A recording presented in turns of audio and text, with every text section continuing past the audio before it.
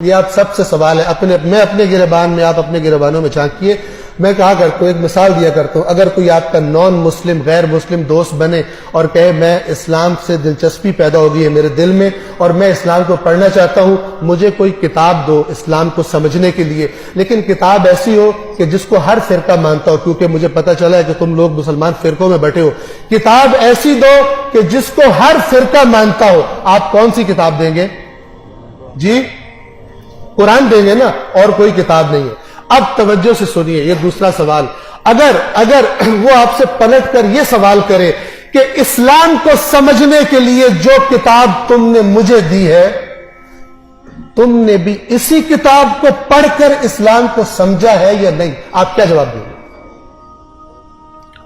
بڑے کم ایسے مرد پیدا ہوں گے جو کہے میں نے اپنا دین قرآن پڑھ کے سیکھا۔ یہ بہت بڑا ظلم ہے، یہ بہت بڑا ظلم ہے جس کی شکایت رسول اللہ قیامت کے دن کریں گے، میری امت نے قرآن چھوڑ دیا تھا۔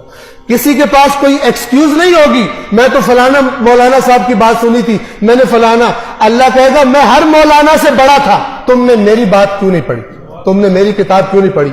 اگر گمراہ ہوئے ہو میری کتاب سے دور رہ کر، اس کے ذمہ دار تم خود ہو۔ یہ میرا رسول تمہاری یہی شکایت کر رہا ہے کہ میری قوم نے قرآن کو چھوڑ دیا تھا، میری قوم نے قرآن کو چھوڑ دیا تھا۔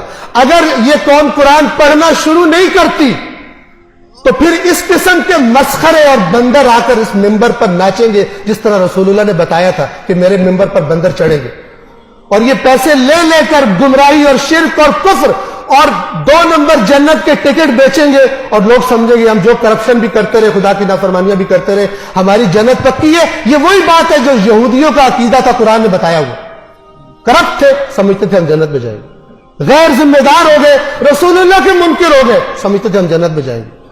خدا را قرآن مجید کو پڑھیے۔ بسم اللہ الرحمن الرحیم، قل هو اللہ احد اللہ الصمد لم یلد ولم یولد ولم یکن له کفوا احد۔ صدق اللہ العلی العظیم۔ والسلام علیکم ورحمۃ اللہ وبرکاتہ۔